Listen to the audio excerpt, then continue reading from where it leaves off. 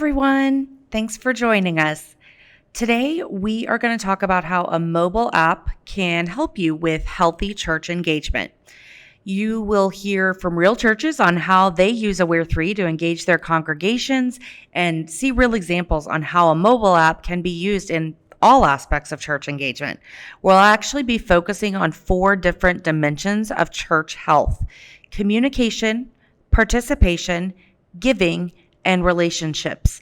Let's go ahead and get started. In this short clip, you'll hear from Patrick Genova with Southern Connecticut Church of Christ in a candid talk about church innovation, embracing change, and finding comfort in God's control.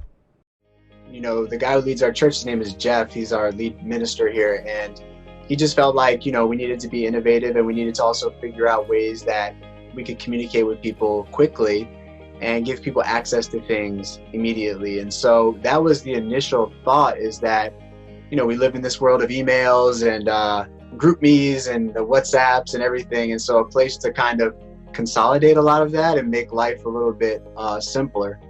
And, recently with pandemic, we've had to really take that up a notch. And it's the way I kind of view it is, the app is an extension of us as a church. And so it's not replacing. I think sometimes the fear that people can feel about technology is like, oh, it's going to replace like what we're doing, and I certainly understand that, but honestly, it's just a supplement. It's not going to replace anything. It actually enhances, a lot of what we're doing. And I think part of my philosophy is I imagine like, okay, if Paul, the Apostle Paul was around, or Jesus, how would they harness technology to spread the gospel? I think it's really important as a church to stay innovative. I think, Blockbuster probably had some opportunities along the way before they ceased to exist, right? So, and I look at also church history, and there's so many great innovators throughout church history. And I think it's just really important to think about,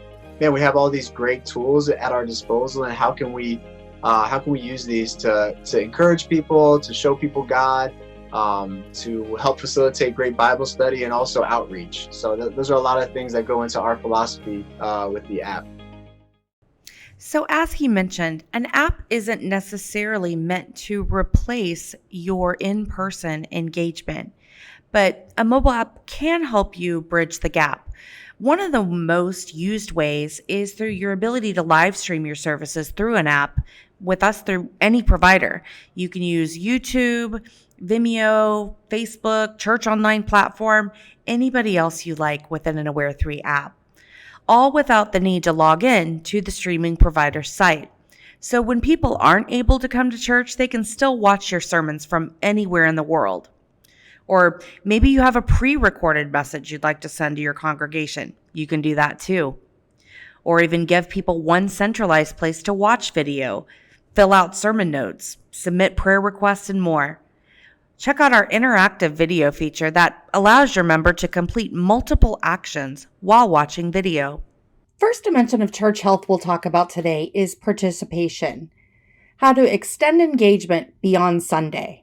Now, in this next short clip, you're going to be hearing from Kim Fitzgerald, who is a volunteer and communications task force leader with Grace Evangelical Lutheran Church in Springfield, Ohio, on how they've leveraged their app to drive participation. We asked specific people across the organization, across the church, to join.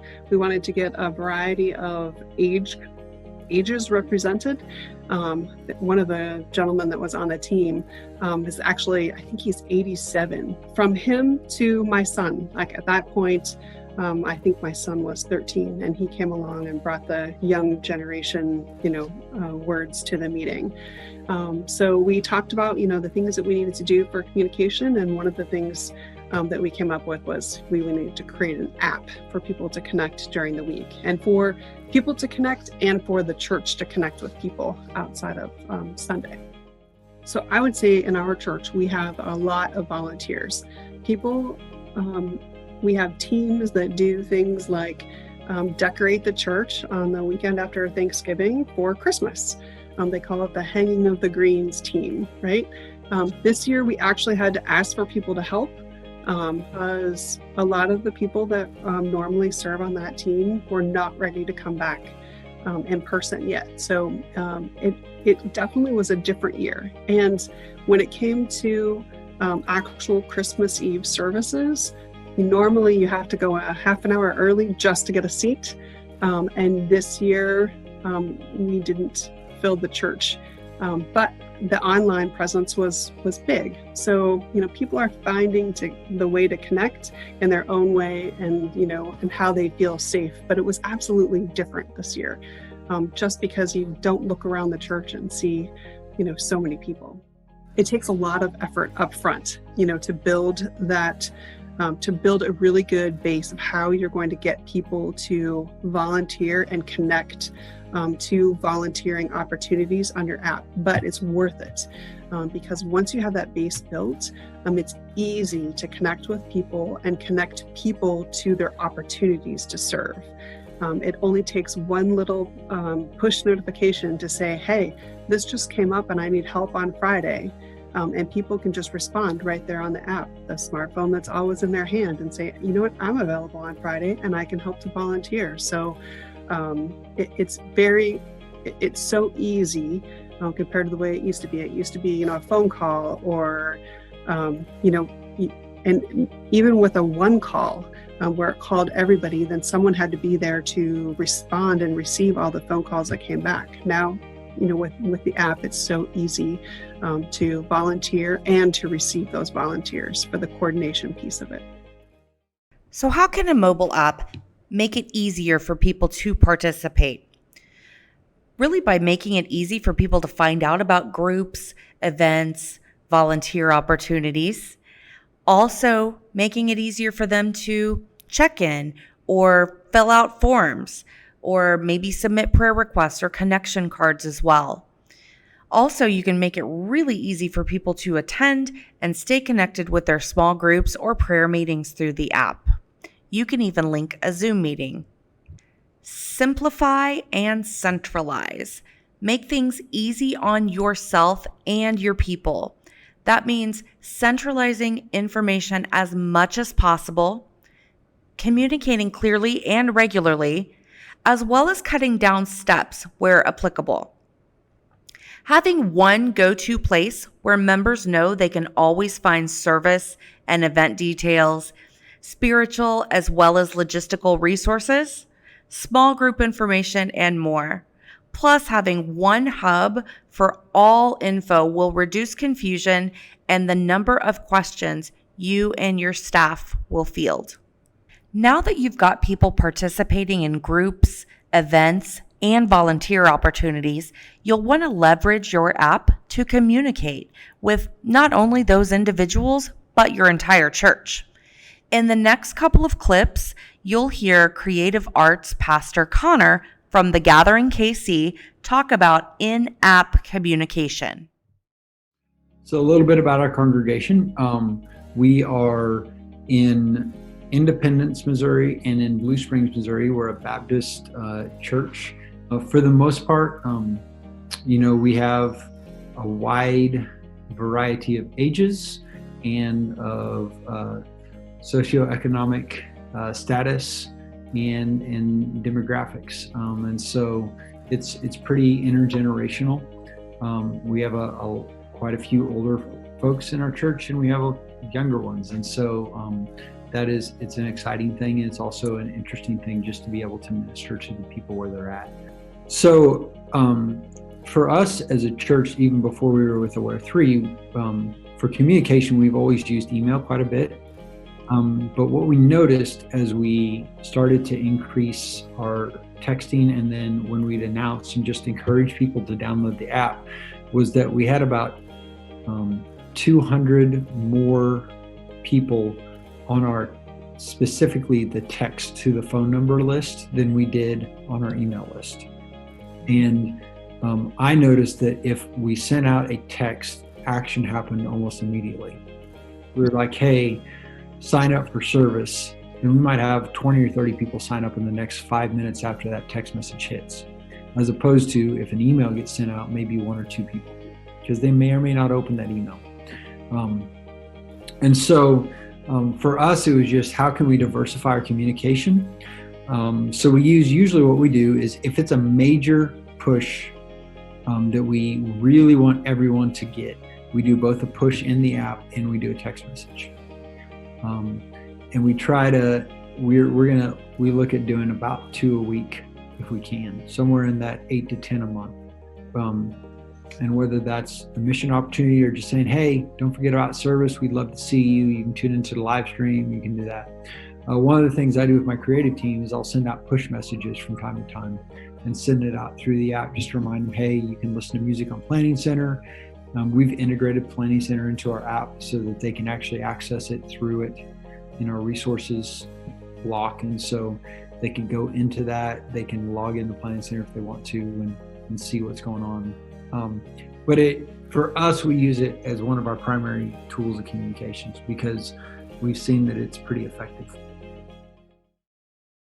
So how does a mobile app make it easier to communicate? Well, the first way is making it easier for people to find the information they're looking for, like bulletins, announcements, newsletters, calendars. The second way is giving you the ability to send push messages through your app to your entire congregation, specific groups or teams of people, or even an individual. Need a text message provider? We can do that too. You can send outbound text messages to people who don't have your app, or set up a keyword text-to-act response. Or if you want to give group members, youth groups, volunteers a place to chat safely, you can do that in an app as well. Be clear, be consistent. Text messaging has a 98% open rate. It's one of the most effective tools for communicating. From event reminders to Bible verses, your possibilities are endless. Video isn't just for sermons. It can always be used to promote events, minister on topics throughout the week, show gratitude, and so much more. Also, surveys and polls. Good communication starts with active listening. Feedback is a fast, effective way to include everyone in important conversations and decisions. So make sure you get a pulse from your members. Let's talk about how to inspire generosity or giving within your church. Next up, you'll hear from Executive Pastor Bobby McGraw with Sugar Hill Church on figuring out generosity and giving. In some ways, the crisis caused us to get better aligned about what is the actual mission of our church. And even though many of the methods of accomplishing that mission has changed, the mission is still there. So how do we get creative to still reach more people here in Sugar Hill and beyond? And so the crisis opened up many opportunities for us to be able to serve even better our community. When COVID first hit, I think a lot of us, including our staff, had this worst case scenario thinking in mind. We thought that without people coming to the building, that maybe there's going to be people that stop giving. And then especially in those first couple months of COVID, a lot of our small business owners in the community assumed that this was going to be terrible. And so there's a lot of fear in those early days. What we found is that people have been so committed and generous throughout the season. In fact, talking to some local businesses, there's definitely been strain, but there's also been a lot of businesses that have had their best year ever. One of the things that has been hugely helpful over the last handful of years is just being more intentional about giving people opportunities to give. I grew up in a church that it was just assumed that you knew you were supposed to give. And so whenever it came time to give during the service, hardly anything was said about it. Just somebody would come up, they would invite the team up that was going to receive the offering, and then they would just pray, and that was it. And so that's sort of the environment I grew up in, is that I just assumed everybody knows that that's part of being a believer, that you give. In fact, one of the early examples I heard was when Noah first got off the ark, the first thing that he did was offer a sacrifice to the Lord. And so the mindset was to give the first and the finest to God himself. And so I grew up that way. And so I've always been a percentage giver. But what I found is not everybody's grown up in that environment. And a lot of people, especially new believers that we're reaching here in our community, they don't come from that background. And so to assume that they're going to automatically know to do that is just setting ourselves up for frustration and failure. And so what we've tried to do is we've just tried to come alongside people and disciple them in that area. Somebody challenged us a few years ago to say, we disciple people when it comes to marriages. We disciple people when it comes to their faith walk. We disciple people when it comes to calling.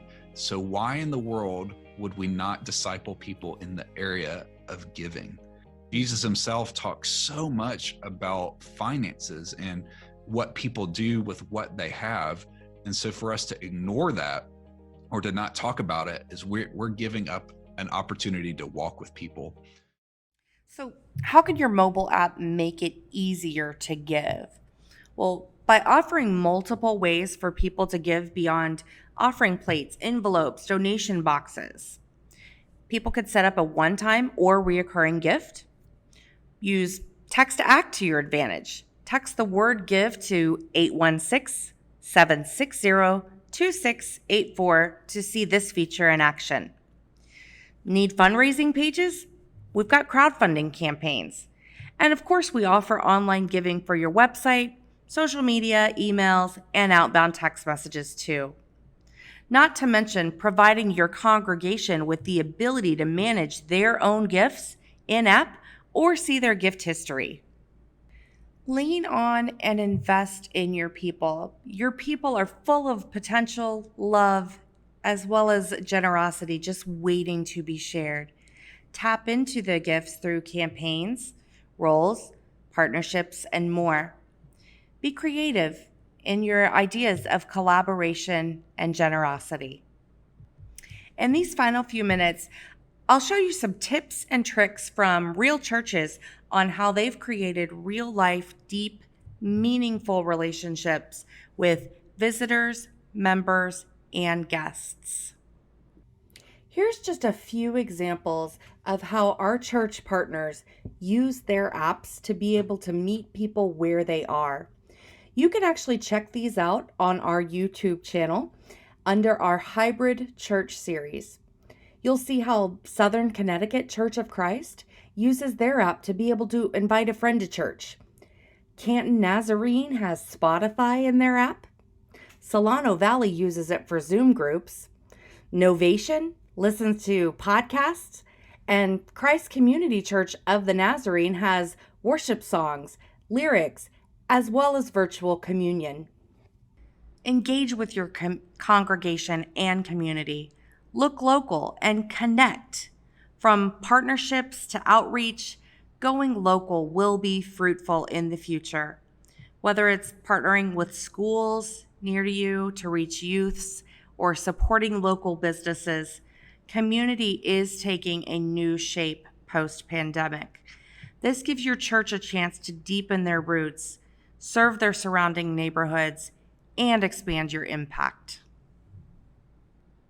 As a final note, we have tons of free resources available to you on our blogs, website, YouTube page, etc. If you're interested in the resources we use today, text the word resources to 816-760-2684. Again, that number is 816-760-2684. Drop me your email address and I'll send you the video links and workbook that we used today. Or you can always set up a personalized demo for your church at aware3.com/discovery. That's aware3.com/discovery. Thanks again. Have a great day.